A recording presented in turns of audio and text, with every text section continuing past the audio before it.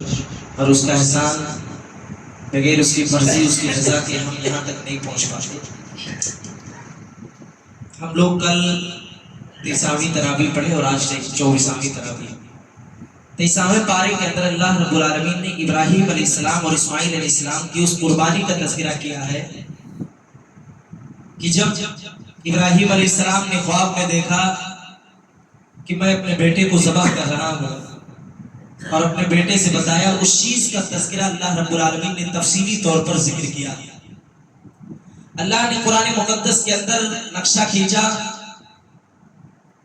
اور ابراہیم علیہ السلام نے اپنے بیٹے کو کہا کہ اے میرے لگتے جگر، فلما بلغ معه السعي قال يا بني اني ارى في المنام اني اذبحك فانظر ماذا ترى۔ اے میرے بیٹے، میں نے خواب میں دیکھا ہے کہ میں تجھے ذبح کر رہا ہوں۔ باپ بیٹے کی گفتگو اور باپ بیٹے کی تربیت کا اندازہ آپ لگائیے کہ ایک باپ اپنے بیٹے سے کہہ رہا ہے کہ اے بیٹے، میں نے خواب میں دیکھا ہے کہ میں تجھے ذبح کر رہا ہوں۔ قال یا بنی انی ارى فی المنام انی اذبحک فانظر ماذا ترى۔ تو اے بیٹے، تیری کیا رائے ہے؟ میں نے خواب میں دیکھا ہے کہ میں تجھے ذبح کر رہا ہوں، تیرا اس معاملے میں کیا رائے ہے؟ بیٹا ہو تو اسماعیل کے جیسا، باپ ہو تو ابراہیم کے جیسا۔ ابراہیم علیہ السلام کا طریقہ دیکھیے کہ بیٹے، میں نے خواب میں دیکھا کہ میں تجھے ذبح کر رہا ہوں، تیرا کیا خیال ہے؟ گویا اس واقعے سے ایک نقطہ سمجھ میں آیا کہ اگر ہمیں کوئی کام، کوئی پریشانی، کوئی دقت، کوئی حاجت، کوئی ضرورت ہو تو ادب کے دائرے میں رہ کر کے اپنے بچوں کے سامنے پیش کرنا ہے۔ کوئی بھی معاملہ ہو، کوئی بھی کام ہو، کوئی بھی ضرورت ہو، کوئی بھی حاجت ہو، ادب کے دائرے میں رہ کر کے بٹھا کر کے اس کو سمجھانا ہے کہ بیٹا فلاں فلاں کام ہے، اس کو ایسے ایسے کرنا ہے، تیری کیا رائے ہے، تو اس پر کیا کہہ رہا ہے؟ ابراہیم علیہ السلام فانظر ماذا ترى، تیرا کیا خیال ہے، تیری کیا رائے ہے؟ میں نے خواب میں ایسا ایسا دیکھا کہ تجھے ذبح کر رہا ہوں۔ بیٹے نے کہا قال یا ابت افعل ما تؤمر ستجدنی انشاءاللہ من الصابرین۔ اے ابا جان، آپ نے خواب میں دیکھا ہے کہ آپ مجھے ذبح کر رہے ہیں، افعل ما تؤمر، تو آپ کر گزریے جیسا آپ کو حکم دیا گیا ہے، آرڈر دیا گیا ہے۔ میں یہ نہیں کہوں گا کہ آپ مجھے کیوں ذبح کر رہے ہیں، آپ نے خواب میں دیکھا، آپ کر گزریے۔ اور ابراہیم علیہ السلام اپنے بیٹے اسماعیل کو لے کر کے چلے منا کی جانب۔ حدیث کے اندر آتا ہے کہ شیطان حضرت ہاجرہ کو بہکا رہا تھا، پھسلا رہا تھا کہ ہاجرہ دیکھ بیٹے، ابراہیم تیرا شوہر تیرے بیٹے کو ذبح اور قتل کرنے کے لیے جا رہا ہے، اے ہاجرہ تو اس کو روک، اس کو بچا۔ لیکن ہاجرہ علیہ السلام نے کہا کہ اللہ کا حکم اور آرڈر ہے، صرف ان کی زبان سے یہ کلمہ نکل رہا ہے کہ تم دونوں کہاں جا رہے ہو، مجھے بتا دو۔ یہ نہیں کہ میں روک رہی ہوں، تم مجھے صرف بتا دو، اطلاع دے دو کہ تم کہاں جا رہے ہو۔ ابراہیم علیہ السلام اپنے لگتے جگر اسماعیل کو لے کر کے آئے۔ قرآن نے اس کا نقشہ کھینچا ہے۔ اللہ کہہ رہا ہے ابراہیم نے جیسے ہی چھری اپنے بیٹے کے گردن پر چلی رکھی، فلما اسلم وتلہ للجبین ونادیناہ یا ابراہیم، ابراہیم نے جیسے ہی اپنے بیٹے کے گردن پر چھری رکھی، ہم نے فوراً کہا ونادیناہ یا ابراہیم، اے ابراہیم تو رک جا، ٹھہر جا، ہم تجھے آزمانا چاہتے تھے، تیری آزمائش کمپلیٹ ہو گئی، مکمل ہو گئی۔ قد صدقت الرؤیا انا کذالک نجزی المحسنین۔ اللہ رب العالمین نے کہا تو نے اپنے خواب کو سچ کر دکھایا، بے شک تو سچی لوگوں میں سے ہے۔ اور اللہ رب العالمین نے اس کی جگہ پر ایک دمبا دے دیا تاکہ اس کو ذبح کیا جائے۔ میرے بھائیو اور دوستو، یہ واقعہ ہمیں نصیحت اور عبرت دیتا ہے کہ بیٹے کی جیسی تربیت کرو گے، بالکل اسی طریقے سے وہ آپ کہ بڑھاپے میں اور آپ کے آنے والی زندگی وہ آپ کے کام آنے والے ہیں۔ ابراہیم علیہ السلام نے کہا ذبح کرنے جا رہا ہوں، اسماعیل تیار ہو گئی، ماں ہاجرہ بھی تیار ہو گئی، اور تینوں مل کر کے ذبح کرنے کے لیے، کہ تفصیلی طور پر اس واقعے کا ذکر کرنے کے لیے وقت نہیں ہے، انشاءاللہ تعالیٰ اگر درس و دروس میں کبھی موقع ملا تو ایک ایک پہلو پر میں آپ لوگوں کو اس واقعے کی تفصیلی طور پر ذکر کروں گا۔ اللہ رب العالمین نے اس واقعے کو کیسے کیسے ذکر کیا ہے، ابراہیم علیہ السلام، اسماعیل علیہ السلام، ہاجرہ علیہ السلام، کیسی کیسی مصیبت، کیسی کیسی پریشانیاں اٹھا کر کے انہوں نے جو ہے زندگی گزاری اور لوگوں کے درمیان دعوت و تبلیغ کے کام کو انجام دیا۔ اللہ رب العالمین نے 24ویں پارے کے اندر ایک آیت نازل فرمائی، ان الذین قالوا ربنا اللہ ثم استقاموا تتنزل علیہم الملائکہ۔ اللہ رب العالمین نے کہا قالوا ربنا اللہ، جو لوگ کہتے ہیں ربنا اللہ، ہمارا رب اللہ ہے، ثم استقاموا، پھر اس پر ڈٹ گئے، تتنزل علیہم الملائکہ، ہم ان کے اوپر فرشتوں کو نازل کرتے ہیں، ملائکہ کو نازل کرتے ہیں، مسلط کر دیتے ہیں۔ تتنزل علیہم الملائکۃ الا تخافوا ولا تحزنوا وابشروا بالجنہ، نہ ہی انہیں کسی طریقے کا کوئی خوف ہے، نہ ہی وہ رنجیدہ ہو، نہ ہی وہ غمگین ہو، نہ ہی وہ پریشان ہو۔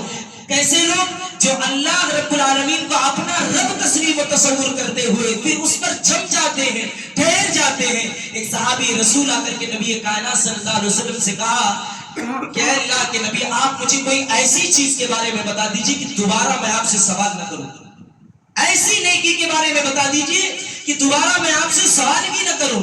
اللہ کے نبی نے کہا آمنت باللہ ثم استقم، تو اللہ پر ایمان لے کے پھر اس پر جم جا مضبوطی کے ساتھ۔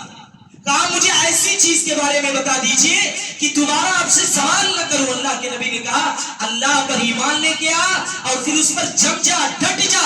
یعنی کہ ان الذین قالوا ربنا اللہ ثم استقاموا کا مطلب یہ ہوا کہ ہم اللہ پر ایمان لے کر کے آئے اور تمام چیزوں سے، جن چیزوں سے کو کرنے کا حکم اور آرڈر دیا گیا ہے اور جن چیزوں سے رکنے کا آرڈر دیا گیا ہے، ان تمام اوامر و نواہی کو اپنی زندگی کے اندر رائج و سائج و نافذ کریں گے۔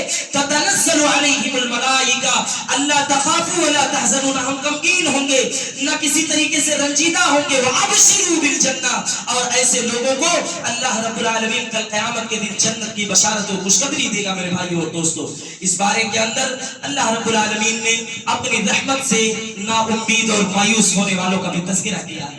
اللہ نے کہا قل یا عبادی الذین اسرفوا علی انفسہم لا تقنطوا من رحمت اللہ، اے لوگو، اے میرے بندو، اللہ رب العالمین کی رحمت سے نا امید و مایوس نہ ہو۔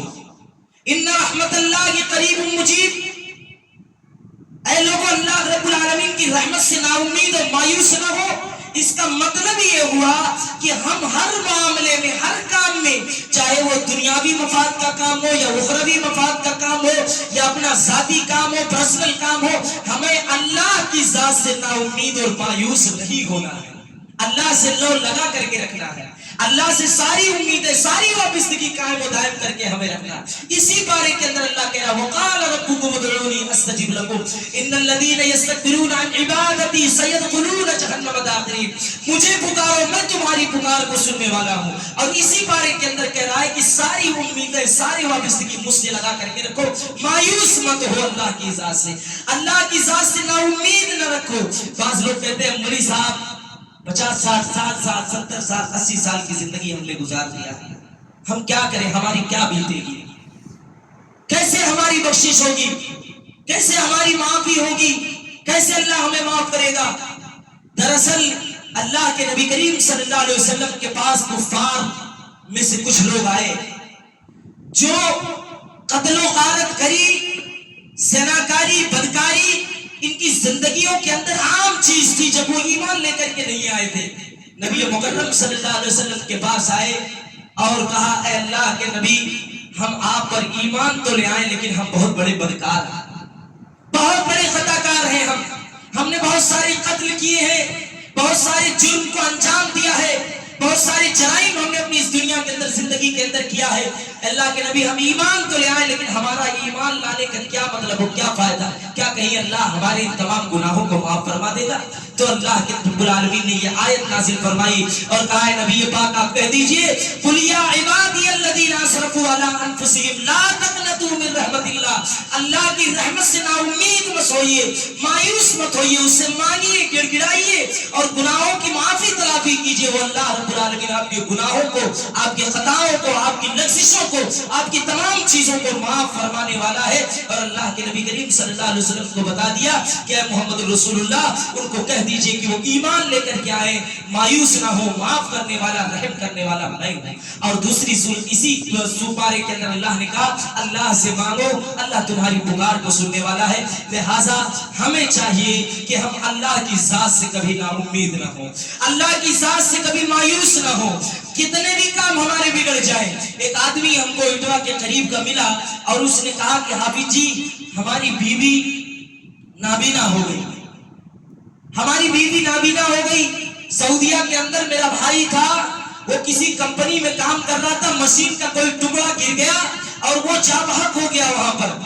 میں ایک گھر سے کہیں جا رہا تھا, راستے میں پیٹرول پمپ سے بائک میں تیل ڈال کر کے نکلا, میرا ایکسیڈنٹ ہو گیا اور ابھی تک اس کا ہاتھ نہیں اٹھ رہا. کہا میرا ہاتھ سر ہو گیا ہے مولانا, میں اب اللہ کی ذات سے نا امید و مایوس ہو گیا.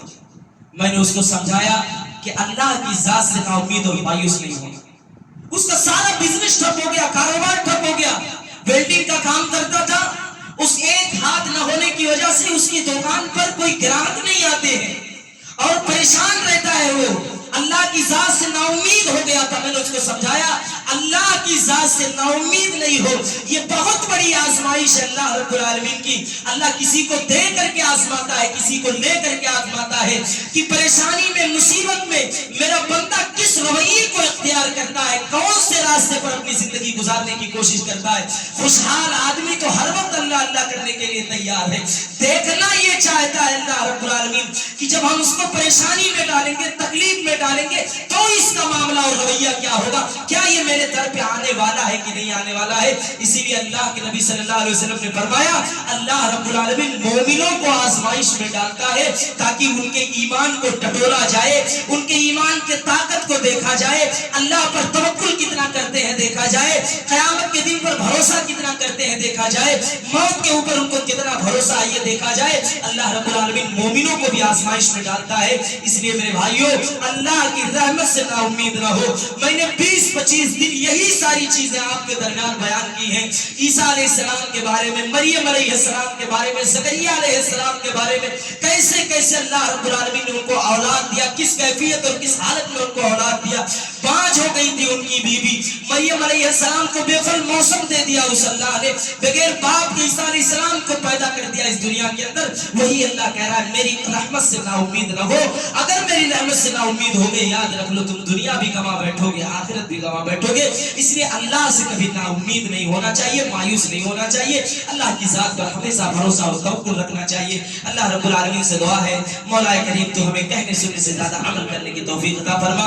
اللہ رب العالمین سے دعا ہے مولا کریم جو ہم میں سے پریشان ہے ان کی پریشانی کو دور کر دے. اللہ رب العالمین سے دعا ہے مولا کریم جو ہم میں سے مصیبت زدہ ہے ان کی مصیبت کو دور کر دے, جو تنگحال ہے ان کی تنگحالی کو دور کر دے, جو قرض دار ہیں قرض کے بوجھ کے تلے دبے ہوئے ہیں مولا تو ان کے قرض کے بوجھ کو دور کر دے. مولا جو پریشان ہیں ان کی پریشانی کو دور کر دے. مولا جن ماں باپ کے بچوں اور بچیوں کے رشتے نہیں لگتے مولا کریم تو ان کو ایک اچھا جوڑا نصیب فرما دے. مولا کریم جو ہم میں سے قرض دار ہیں, مقروض ہیں, قرض کے بوجھ کے تلے دبے ہوئے ہیں ان کے قرض کو دور کر دے. مولا کریم جو ہم میں سے بیمار ہیں ان کو شفا کاملہ عاجلہ عطا فرما. مولا کریم جو ہم میں سے بیمار ہیں اور اللہ رب العالمین کی عبادت کرنے میں کوتاہ ہو گئے ہیں مولا کریم تو ان کو جلد از جلد شفا دے دے تاکہ وہ ہماری طرح مسجدوں میں آ کر کے عبادت کر سکیں, روزہ رکھ سکیں, نمازوں کی ادائیگی, نوافل کی ادائیگی کر سکیں. مولا کریم جو اس دنیا سے رخصت ہو گئے تو ان کو کروڑ کروڑ جنت الفردوس نصیب فرما. مولا کریم جو مرد و خواتین, بچے, بوڑھے, جوان, بزرگ اس دنیا سے چلے گئے ان کے قبروں کو نور سے بھر دے, جنت کی کھڑکیوں کیاری ان کے لیے کھول دے, جہنم کے عذاب سے بچا, قبر کی سختیوں سے بچا, دوزخ کے قبر کے اندر سانپ اور بچھوؤں سے بچا. مولا کریم جو اس دنیا کے اندر زندہ ہے مولا کریم تو ان کو اپنی زندگی کی قدر کرنے کی توفیق عطا فرما, ان کو اپنی زندگی کی اہمیت کرنے کی توفیق عطا فرما. مولا کریم جب تک اس دنیا کے اندر زندہ رکھ, ایمان پر زندہ رکھ, خاتمہ بالخیر ہو, ایمان پر ہو. آمین. اقول قولی ھذا استغفر اللہ لی ولکم ولسائر المؤمنین فاستغفروہ انہ هو الغفور الرحیم. والسلام علیکم ورحمۃ اللہ.